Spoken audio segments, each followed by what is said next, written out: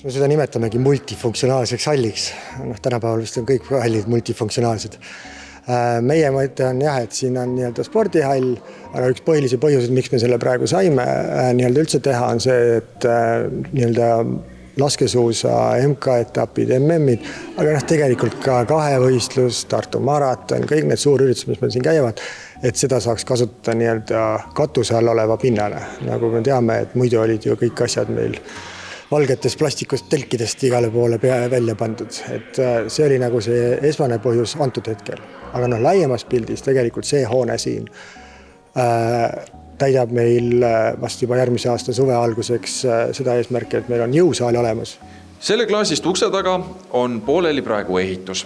Tulevikus, õigemini lähitulevikus, peaks siia juba valmima jõusaal, mida on Otepää ja tegelikult terve Eesti spordikogukonna poolt kaua oodatud. Ma tulin 13 aastat tagasi Tehvandile tööle, siis oli esimene asi, et Tehvandil peab nüüd jõusaali saama valmis. Meil on 3 erinevat eskiisi erinevatest majadest on siin olnud, kus igal pool on jõusaal olnud.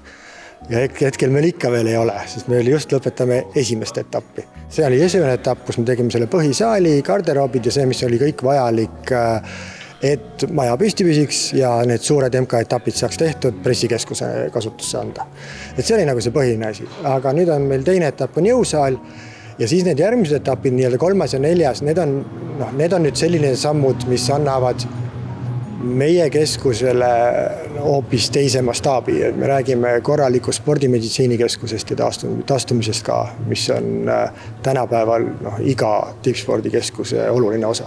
Me oleme järjekordses pooleli olevas ruumis, aga kui jõusaal siin nii palju ei erutanud, siis selle osas, kuhu me nüüd oleme tulnud, lõid su silmad särama, miks?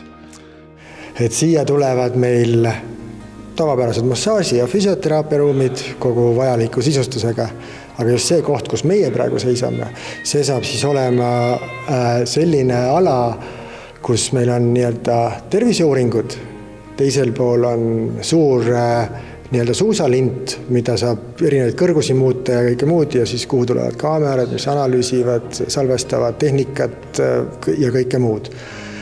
Aga mis on see eripära siin on see, et just see koht, kus me praegu seisame, see on see ruum, mis hakkab nende 2 kõrval oleva ruumi temperatuuri, rõhku, õhuniiskust muutma.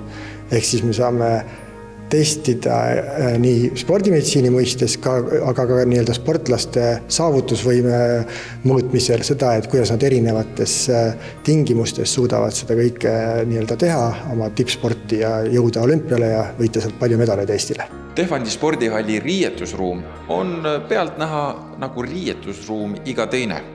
Mille ma aga välja tooksin erilise asjana on telekas garderuubi keskel. See on eelkõige sellepärast, et spordimeeskonnad, mis siia tulevad, saavad treenerite eestvedamisel teha videoanalüüse, mis on aga kõige olulisem spordi taastumise juures ja ühe spordikompleksi juures on saun ja nagu näha, see on väga mahukas. Selle esimese etapi, kus on siis majakarp, kõik need kommunikatsioonid ja need saalid, siis selle maksumus oli riigihanke kohaselt 5,3 miljonit. Ja kui me tahame kõik järgmised etapid ka lõpuni teha ja ära sisustada, ka meditsiinitarvikud ja kõik sellised asjad, siis ma ennustan, et me räägime siin kokku umbes 10 miljonist. Et ta on valmis võtma vastu ka nagu igasuguseid kontserte, suuremaid konverentse, jumal küll vastu võtta. Et selles mõttes me tegime ta hoone sellisena, et me ei pea hakkama teda ümber ehitama, kui tulebki mingisugune äge mõte kellegil teisel väljaspool sportigi.